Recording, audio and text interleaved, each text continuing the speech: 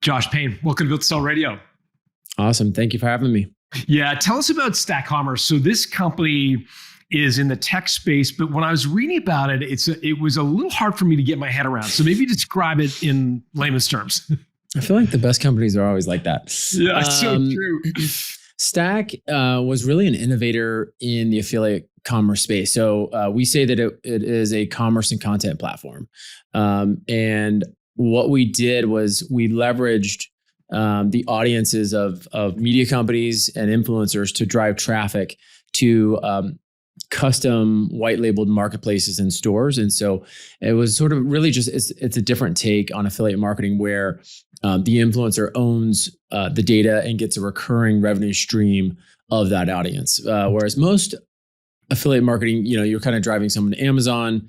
Amazon's keeping the first party data. They own the customer. They own the lifetime revenue. In StackCommerce's model, it's trying to help the influencer or the media company to build an asset.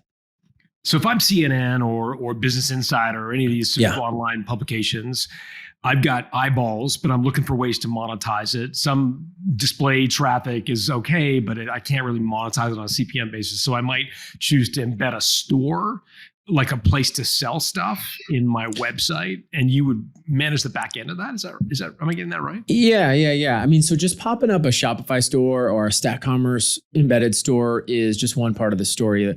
Anyone can do that. The real trick is the go-to-market. The real trick is demand generation and getting customers into that experience. And so that's where Stack really flourishes. We had a pretty large content team that was creating original content for these media properties in conjunction with them, where we're sourcing products. Something that's interesting about the affiliate space is that everyone is working off the same set of deals. Okay. So if Amazon lowers the price of, headphones, $50, every influencer and media company in the world is saying, oh, hey, Amazon has this for $50 off. What Stack tried to do would be to go to brands direct and say, hey, we want to put this out to our community of influencers and media companies. Will you give us an exclusive for a period of time where we do $75 off the headphones? But we're going to line up affiliate articles and shoppable content across CNN, Business Insider, GMA. We're going to make this a tentpole event for you. And so we would do that. We would get brands hundreds of articles that would help them with SEO, help them with visibility. In exchange, we would ask for an exclusive deal on that product. And so these articles would all go up and then drive. Typically, they would drive to store.cnn.com or store.businessinsider.com. People would then buy within that experience, and then the publisher or the influencer can remarket to them other products later and continue monetizing those people. Did this exist in the universe when you started StackCommerce? Like, was there a similar business out there where you created? Absolutely not. No, I mean we totally innovated that whole thing. And in fact, if you think back, it's 2025. I started this in 2011. Wirecutter did not exist. We built this. One of our very, very first publishers was Gawker Media, and Gawker Media was incredibly innovative back in 2011, 2012, doing just really smart things. Those guys in Business Insider were really some of our first customers. And we were kind of leading the charge. In that era, media companies did not believe in doing affiliate. It was a very dirty term. It felt like selling out. And so over time, the Wirecutters of the world launched, and it became much more normal, kind of what you see today. Oh, top 5 watches or whatever it is that people do. That didn't exist 15 years ago when we came about. It's crazy, but you say, oh, I'm going to start an HVAC company, or I'm going to start a car dealership. And you think, okay, well, that's, people know what that is, right? You're educating an entire market and also kind of swimming into the headwinds with the media companies. Almost all these media companies, whether they're the online versions or the magazines or the newspapers or the TV stations, they all kind of miss the internet, right? They're all picking up the scraps now and trying to figure out, but you built a company that they should have all built. They should have all been on this, but you kind of built it. Yeah, look, I think, Stack was built out of our own problems that we're trying to solve.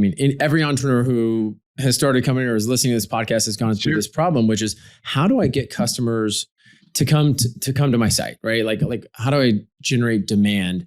And so I was going through that for StackCommerce, but there was a prior model, a direct to consumer model for StackCommerce prior to working with media companies. And I just saw how incredibly challenging it was to get people to come to my site, and kind of stumbled upon, oh wow, like affiliate really is a low upfront cost way to do it. The problem was influencers and media companies don't want to do it over and over again, right? And the way, like basically the company was going to fail. And I was like, man, I'm like beating my head against this. But affiliate was this beautiful marketing channel, no upfront cost. You get the sale and then you pay for the traffic. Like, I mean, it's the most beautiful thing ever. And I was like, how can I get this? To them to keep doing this? And finally we came up with this model, like, we'll create your own branded store under your name, right? So you're not sending the traffic to us, you're sending it to yourself. And then that really resonated with people. And so to this day, it's amazing to me, like, your greatest successes will come out of your biggest failures. It's just so true. It's crazy. Hey, it's John. Look, if you're building to sell, I want to let you know about a resource you may find helpful. It's called the Value Builder Score, and it will evaluate your company in the same way that acquirers will look at your business. It'll give you a score on the 8 factors that drive the value of your company. You'll also get an estimate of value and things you could do to improve that value over time. Whether you want to sell now or in a decade from now, knowing how the movie ends, I think, puts you in the catbird's seat, gives you all kinds of negotiating leverage. So it's available exclusively through a Value Builder advisor. So talk to your advisor. If you don't have one yet, you can go to valuebuilder.com/score. Let us know what industry you're in, and we will connect you with an advisor who specializes in companies like yours. Just go to valuebuilder.com/score. And so help me understand, in what way what was broken? You lost me a little bit in terms of, so working with these influencers, what was their challenge? So you created stores and they would populate those stores with products, or were you still feeding the products into their stores, or how does that work? Yeah, no, I think what I was describing initially, the problem was me as an entrepreneur. We initially built, again, this is in 2011. So going back to you. I say this, I say this on some other pods, but like Groupon was the largest, fastest growing company in the world in 2010. So what we had done is created sort of like a Groupon-esque company where we were trying to get people to come to our site to buy flash sales, right? So that was where I was at. Basically was failing at that. It was really, really hard to get people to come to my site. And so that was the problem. And the solution was working with media companies and affiliates to do that. So I brought them deals and then helped them write content. And then we created a technology solution where it was, they could have their own store, basically. Just give folks a sense, because a lot of tech companies like this are, tech, you're raising a bunch of money. You as the founder end up kind of owning single-digit percentages of equity. Where were you at in the journey? Like, how much of the business did you have to give away to fund its growth? Yeah, that's a great question. Again, back in this era, we raised a seed round of $750,000 in 2012. So I think we gave up about 15% of the company for that. So it was a 6.5 million pre, like a 7.3 post, something like that. Which was pretty reasonable at the time. I had seen a lot of folks in that era lose control of their company. Literally back in 2010, 2009, 2011, CEOs were getting fired quite often. It was very common, if you didn't hit your Series A, Series B, that a founder would be replaced. Back then, I think people were giving up a lot more equity in those later rounds too. Like not like 15, 20%, more like 25, 30%. So by a later stage, you're getting diluted, like you said, to 10% or less. And I just, I felt that was just not the way for me. And we were really fortunate that we had this very very good business model where, I could kind of sense that we didn't have to buy a lot of traffic up front, like a high CAC for chasing an LTV. We had a really good CAC to LTV ratio. Our CAC were so low that in fact, we just didn't need a lot of money to do that. So we got profitable, and I decided that I wasn't going to raise any more funding after that. So after, we did do an accelerator before that round. So back in the day, YC, we didn't do YC, but all those accelerators sort of 5 or 6% for I think we did like 50 grand or something, which is crazy. So I lost 5% there, 15% in the seed round, and then we did an option pool. So I think at the end I owned something like 70% of the company. So like 10% went to the team. So it was something around there.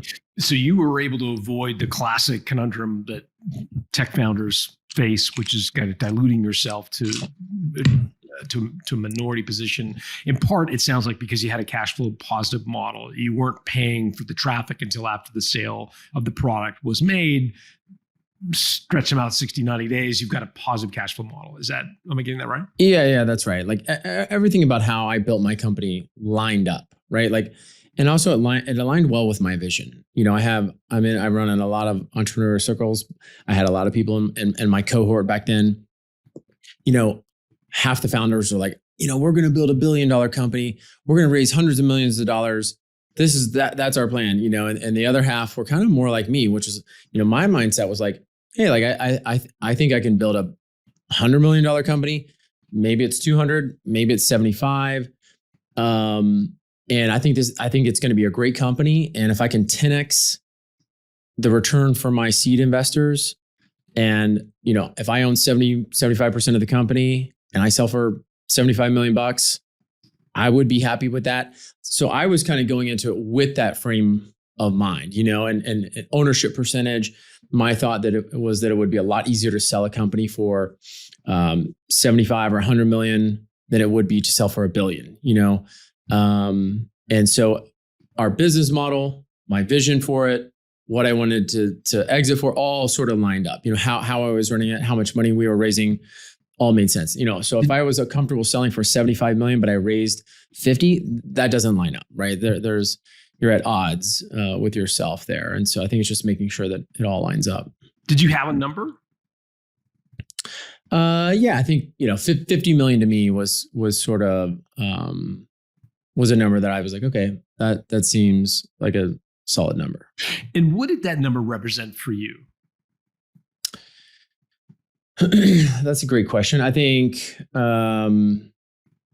financial freedom.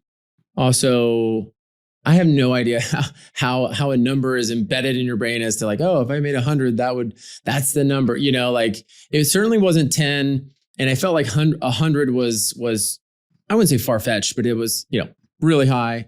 And 50 felt like a really natural. Hey, after taxes, that's still going to be this. And we would be financially free to run our lives however we want. But I mean, I think the real answer is also just on a comparison chart. When you're kind of hearing about exits, it felt like a really solid exit, not crazy and not small. Yeah. A win for sure. A huge win. I mean, an unbelievable win. But and we're not talking theoretical, because I think it's in the public domain somewhere. The numbers you're throwing out are pretty close to where you landed, right? 75 million, if I have my numbers right. You own 75% of the company at the time. And share what you're willing to share, what you're happy to share. Yeah. I mean, it's sort of out there. But roughly that's sort of exact, that's sort of the range. There was some earn-out stuff and other things that were possible, but not all of that was cash. The majority was, but not all of that was cash, just to be clear. Well, let's walk through that. So how big did you get this company in terms of whatever your proxy, the revenue or number of employees or whatever, before you decided to sell it? Yeah. So the year we sold, we did 80 million of revenue through the marketplace. And so that wasn't sort of B2B SaaS revenue. That was more, marketplace revenue. Yeah. I mean, we had great margins on that. It wasn't, It wasn't like, marketplace margins or whatever. But and then after that, we acquired another company. With that other company, we got it to 9 figures in top line revenue after in top line. And how much would that have been falling to the bottom line?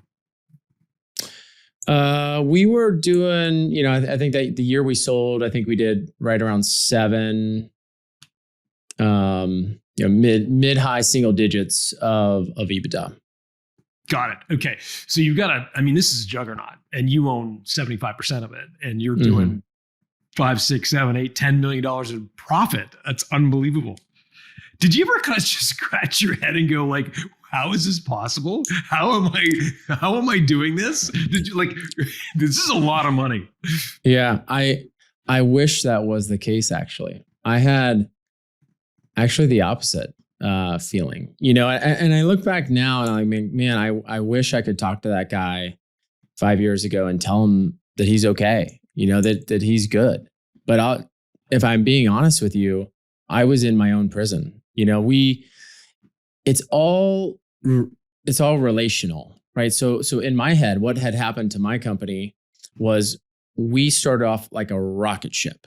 So this felt amazing, which is okay. Year 1, $2 million of revenue. Year 2, $6 million. Year 3, 16. Year 4, 26. Then in year 5, we kind of had this bump, and so we did 32. So 32 sounds great, but 26 to 32 is a 20% increase. Prior to that, we had been growing anywhere from 300% a year to 70% a year or whatever. And so that felt different. That was disappointing. That was disappointing because I had drawn this straight line, just continuing to go this way. But the percentages came down. The world also changed. A lot of things were changing in 2015 to 2020. Our growth of the top line from there on out was about 15 to 25% year over year, which is not bad. We actually usually hit the rule of 40, which is the combination of your growth plus your EBITDA percentage. It's something that I should have been extremely proud about. But at the time, growing 20%, I felt we should be growing 40%, and it's hard to describe. Like I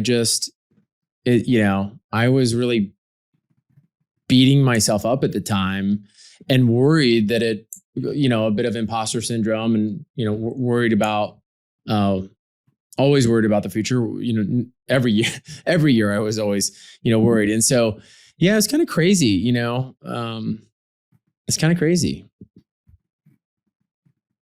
It is kind of crazy because on the outside, think about you're running a company generating that kind of profits and growing that rate. 99.9999% of the entrepreneurial world would trade places with you in a heartbeat. Yeah. And what I'm hearing you say is you felt, the old Andy Grove, only the paranoid survive. You felt not secure. You felt like it wasn't enough. You weren't doing enough. You weren't achieving enough. Yeah, I think, I worked at Intel for a period of time. So I knew, we would read about Andy Grove a lot, and that mantra did stay with me. I think it was a part of, I think that irrational paranoia was one of the reasons that we were able to get to where we got to. I also think it might've been one of the things that held me back to building that $1 billion outcome, because I was so focused on the minutia and I would watch the numbers hourly, and I would react to those things. And now I can look back and say, oh, wow, like I really was, working in my business and not on it. I really was micromanaging things to a degree that was probably great at keeping us at that 20, ensuring that we would hit at least 20% growth, but probably actually potentially prohibiting us from getting that 100% growth. If I was kind of wondering why, it was probably because I was so focused on the next month's revenue as opposed to the next year or potentially the next decade. And one of the things I kind of walked away from that was like, wow, like I really wish I would have thought about my career arc, the company's arc in terms of decades instead of years or even months. on one hand, I felt like I was putting one foot in front of the other. And so it was the thing that was ensuring our survival. It was ensuring that consistency. But maybe I wasn't innovative enough because I couldn't see the forest through the trees, And so I think on I'm now running a second company, and I've really worked really hard with executive coaches and therapists and on myself, and re-listening to old podcasts or journals that I've done, and said, because the same thoughts and the same habits, we don't change all that much. And I'm like, oh, wow, I'm doing it again. I'm doing it again. And I'm like, but now I can stop, take a step back and say, okay, like, you've been here before. Like, what did you say you wished you had done, after you saw it, okay, great. Let's start doing that. Or, hey, let's go talk to our mentor. Let's go talk to an advisor again and make sure, like we kind of do this a little bit different. What were you like as a manager back in those days? So super, I think I've been pretty transparent about this. My first 5 years, so I ran that company for about 10 years. The first 5 years, I was maniacal, like a lot of young entrepreneurs are. A lot of CEOs that I hear in this sort of 22 to 32 range, highly driven. Initially, I wasn't married. I didn't have any kids. This was my whole life. I expected, I was working 18 hours a day. So like, if trying to get someone to work 12 hours a day felt like I was giving them a gift. I'm like, I'm over, I was always trying to make them be like me. And so I think that was a really tough. Now it was mixed in with an incredible culture and an incredible team. But so there's on one hand, we really did have this incredible culture. But on the flip side, I do not think I was a good manager. And I think I was coming from this place of youth and exuberance and all these things. And then I got married about 5 years in, and then we had a kid right away. And that really built a lot of empathy. And I was like, oh, wow, like this is what parents go through. This is, wow, you're up all night with your kid and then you have to go into work. Like, oh shit, like this is a different thing. And I think I started to mature a little bit. It started to grow up. I hired an exec coach. I should take that back. Yeah. My COO hired an exec coach. He was having such success with him that I was like, oh, wow, like maybe I should try this out. So then I went through this exec coaching process, had such a fantastic experience that then we started to hire exec coaches and sort of like exec coach assistants for almost the entire company. Like first it was the SVP level, then the VP level, then the director level. I bet we had like 50 people getting coached at some point, like either group coaching or individual coaching. And so that was helpful because it started to help me hear third-party feedback and just understand I started to care about their personal development and not just my own and not just the company's development. And I started to build this strategy or this purpose that I was like, I remembered where I came from, which I worked in corporate America and startups and for 10 years before starting my company and all through my 20s. And I can remember all I wanted to do was start my company, but I kind of didn't know how to do it. And I needed to be developed. And I started to think of myself like, I want my people to love being here while they're here. I know they're probably going to go somewhere else at some point. They're going to go to another company. They're going to a lot of them wanted to start their own companies and did. And so I was like, okay, while you're here, if you promise to give me the best you can of I will promise to mentor you and coach you to get you where you want to be at that time. And we've had, we probably had a dozen in our little small company. We probably had a dozen founders come out and get venture back funding. One of which is on its way to being $1 billion company. So yeah, that's one of the things I'm really proud of, which is really crappy first 5 years. I think I turned it around in the second 5 years and became a much better manager and leader. The culture was great throughout the 10 years, but I was a bit of a youthful tyrant in the beginning. Yeah. Forgive me, I didn't mean to cut you off. No, I was going to say, and the Glassdoor reviews aligned with that early 5 years, but they got better. They got a lot better over time, and I think there was, I think that site is not my favorite, but there's a smidge of truth in all feedback. And it sounds like what made the difference for you, this executive coach that you worked with, was starting to help you understand your impact on the people around you and so forth. Am I getting that right? I think it was a bit about the exec coach. I think it was a bit about my own maturity as a leader. After I had been a CEO for 5 years, and just start, and I was going through my own process of as the company's growth wasn't meeting mine, there was just a lot of learning happening in general. And I think actually having kids was the biggest teacher there. Like, the exec coaches and all and advisors help, but having to go through my own set of pain was really the thing that was like a wake up call for me. Like, it's hard to be empathetic to someone who, to firing someone if you've never been fired. But if you've been fired from a job, then you can be a lot more empathetic to what they're going through. Or if your team has a lot of parents and they have 2-3 kids, if you've never had kids, it's tough to understand what they're going through. Like, what do you mean you're going to be late? Like, what's so hard about showing up?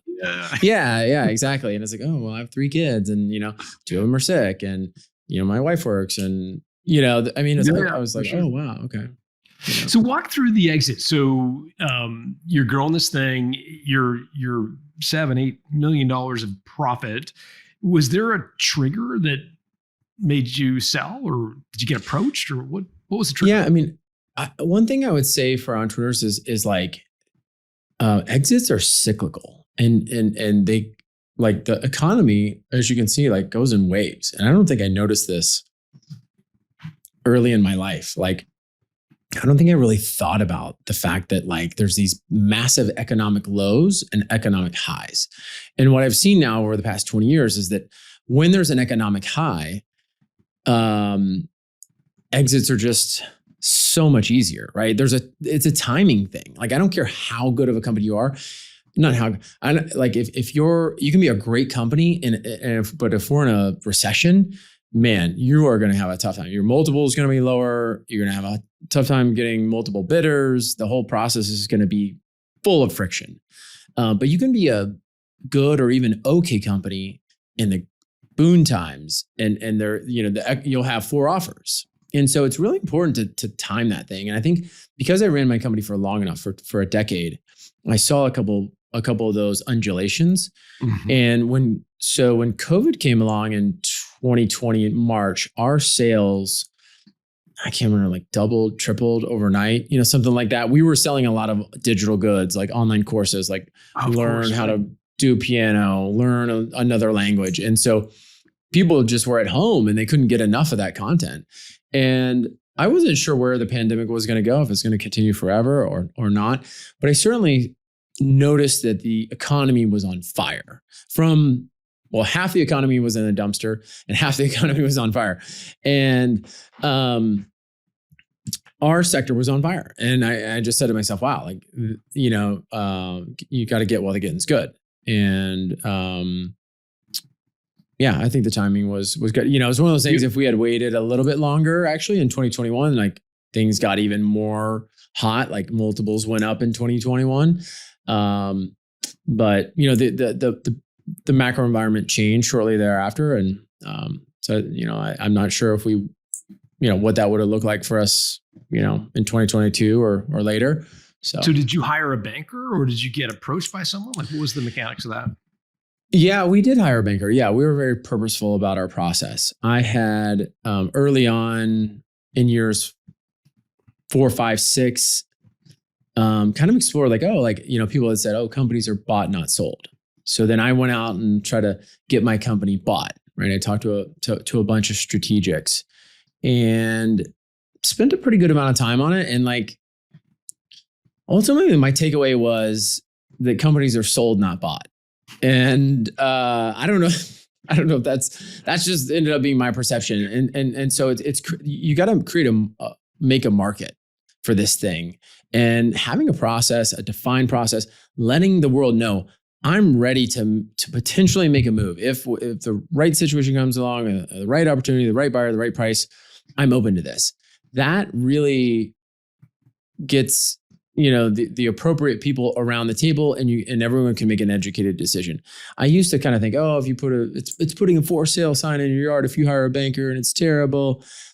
I don't really think that's true. It could just be a market check. You're hiring a banker, checking out, seeing what the market looks like. We all get educated. Now, if you do it too many times or more than once, maybe a bad sign, like signals you're kind of running for the door. But I think there's a lot of ways to couch it, even if you don't do a transaction.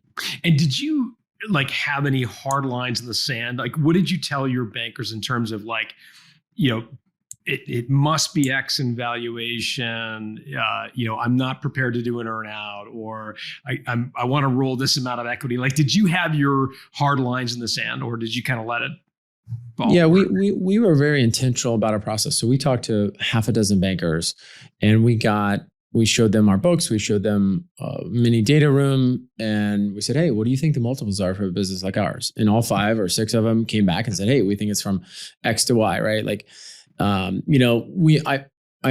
I came in the process, like we weren't SaaS. And so, we kind of got labeled sort of tech-enabled services, if you will, was sort of the label. So what does that mean? Well, it just means you're going to get a certain multiple off of EBITDA or off of maybe net revenue and not off of revenue, right? I mean, there's a multiple on everything regardless, but we were kind of shooting more probably for an EBITDA multiple or maybe a lower multiple in net revenue. And so what kind of numbers did they tell you? Yeah, I think at that time it was anywhere from 8 times to 14 times EBITDA was sort of the range. And that kind of depended on your revenue growth, the quality of revenue, the quality of how much it recurred, your net revenue retention percentage, your churn, all those things were kind of the big factors. Your concentration risk, all of that sort of comes into play for that number. Got it. So you're hearing big numbers, like for you have some like 50, 60, 70, 80, 100 million. Like those are the kind of numbers you're sort of doing the math. Yeah. I'm assuming. Got it. Okay. Yep. And then so all those have and then that's the main number. But then there's a percentage of that you're going to roll into equity if it's going to be a private equity buyer.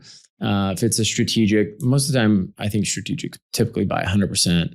They just want to own the whole thing. But if it's a financial sponsor, financial buyer, then typically you're going to roll some percentage of equity. And all those that are, it could be anywhere from, we heard 49, you're going to roll 49% to like 15% was sort of the range on Where that. did you end up landing? We did about 30%. And actually we could have negotiated for a lower percentage. I was excited at the time to roll a little bit more. Because I believed in what we were building. And, if things went according to plan, we could have made more on the second bite of the apple, potentially. Interesting. So I have somewhere in my notes, it was an $80 million valuation. And you rolled 30% of that? Or can you share, how much of that are you able to confirm or not? Yeah. I mean, I don't want to get it on the nose or whatever, but those are numbers in the range. Yeah. Okay. Yeah. Got it. In any event, it was a huge exit for you personally, and you chose to roll some equity, becoming a shareholder in the company that was set up to own your business after the fact. It was a private equity company that bought it, or who actually acquired it? TPG. So they're a large private equity fund. Got it. Okay. So you became. You continue to maintain equity, and do you continue to hold that equity today, or did you eventually sell that tranche? The company has continued on. It's bought a couple different companies, and I was on the board of directors for a number of years and just stepped down recently. So yeah, got it. Okay, let's talk about the impact of selling. You have, I think, been reasonably public, and I've seen a LinkedIn post of yours. I think I don't know if I can find the exact quote, but your post was something to the effect of, this was something I'd been chasing for so long that I thought it was going to be amazing. And I think there was a YPO meeting that acted as a bit of a nadir or a point where you reached a a major milestone. Do you want to talk a little bit about that? Yeah, I think it's worth servicing, and it's been talked a lot about this process. I think has been talked a lot about a lot, but I don't think none of us think it will happen to us. Yeah. Turns out I think it happens to most of us. I'm in a lot of these groups. I'm in YPO, Tiger 21, PEF, like a number of these post-exit founder groups, and I would say the majority of folks end up in this position of bewilderment, and they've actually done Harvard case studies on it. It's a strange phenomenon because it doesn't make sense to anyone who hasn't sold a company. It doesn't make sense to anyone who hasn't gone through it. They're like, "What are you talking about?" Like, and I can understand why people would get upset if you're not a founder or you haven't sold and you're on the other side of this. Like, it doesn't feel good because it kind of crushes your dreams a little bit. But the dream is and was like, hey, I'm going to sell this company. I'm going to make a bunch of money and I'm going to ride off in the sunset. I will be happy forever. It will fulfill me. It will give me all the purpose that I have ever wanted in my heart. And I don't know how it will be for other people, but that was not the answer that I got, and I had this bank account and now I had a bunch of money, but I actually didn't feel any different or better.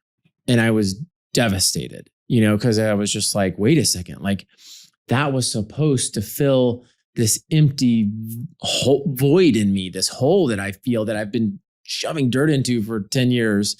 And now I got a whole bunch more dirt to put in there. And it didn't work. When was the first time you realized that? So I was in this meeting with my YPO forum, and it was maybe a month or two after the sale, probably. And we're going around, we're giving our updates, and it's my turn. And like, I'm about to give my update. And instead I just start sobbing, and they're literally cheering me on. Everyone's cheering me on. They think I'm like crying tears of happiness, and I'm not, and I'm like, oh my God. Like, it was sort of my own surprise. Like, I don't even know if I knew, until that moment. I just realized like, oh wow, this is about something else. And then I kind of realized this whole entrepreneurial journey is about something else.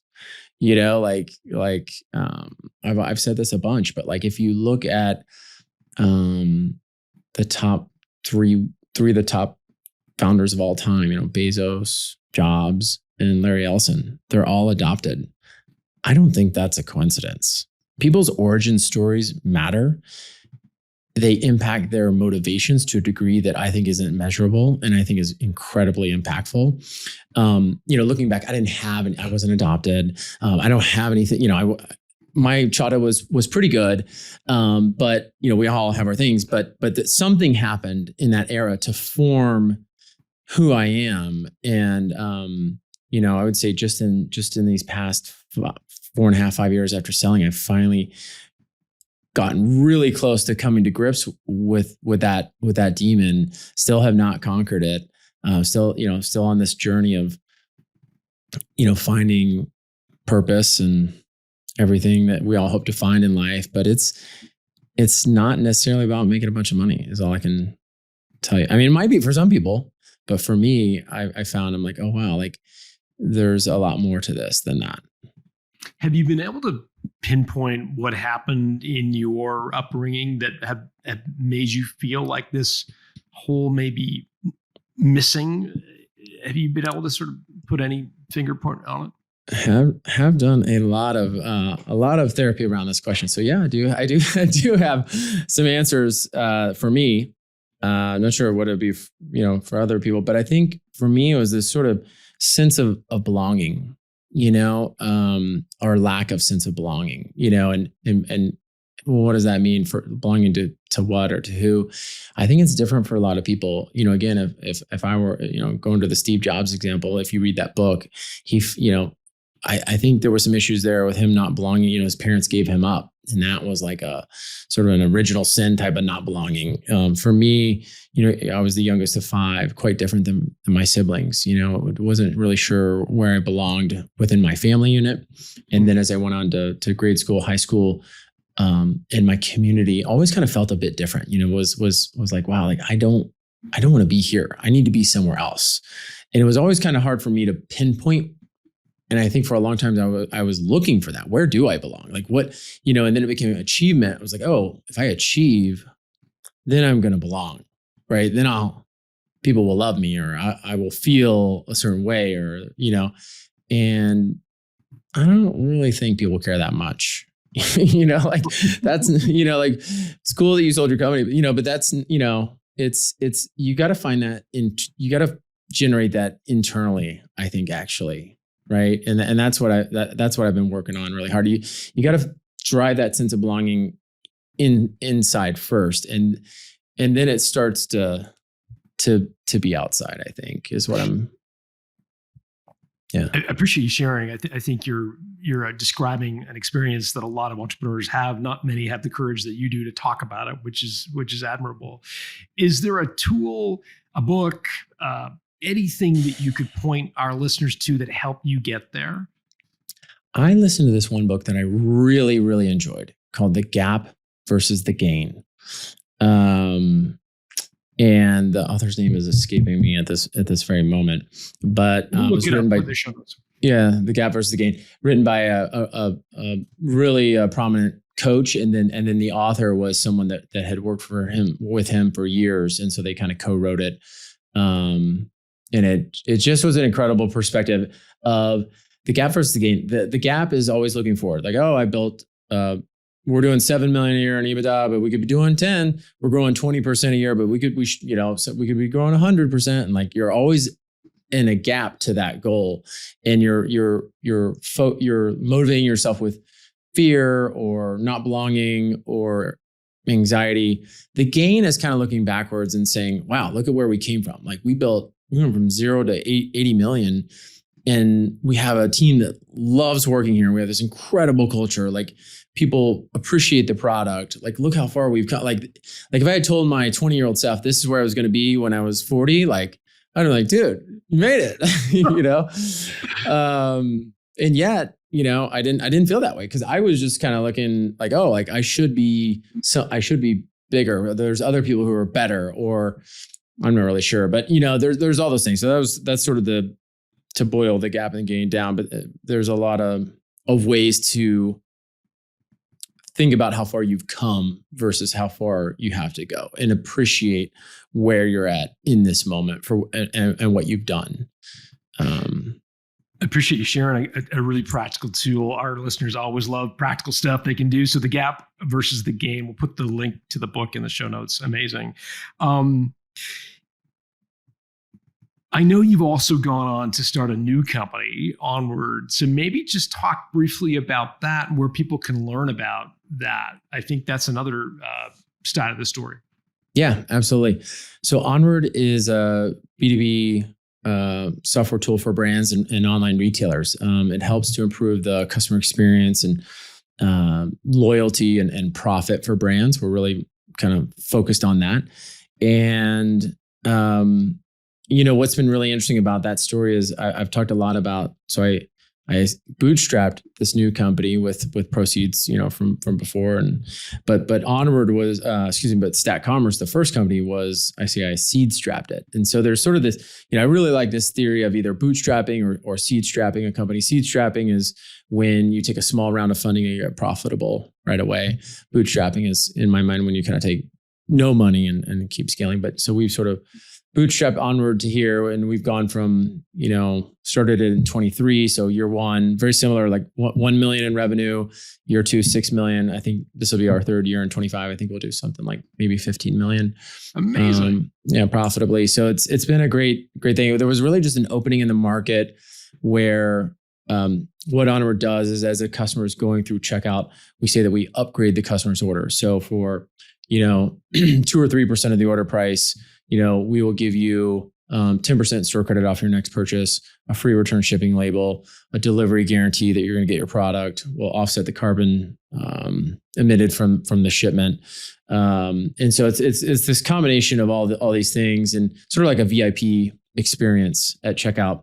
And it helps brands a lot, because brands are a lot of times providing these types of benefits already, but paying for it. And so this allows us to kind of come in and improve the customer's experience at no expense to the brand. And so it's been a lot of fun. We try to sort of like Amazon Prime, but without the subscription is kind of maybe, a way to think of it. Awesome. And so where can people learn about it? Use Onward.com. Useonward.com. Yeah. The book is The Gap versus the Gain, not yours, but one you benefited from enormously. Josh Payne, thanks for doing this. Awesome. Appreciate you having me, John.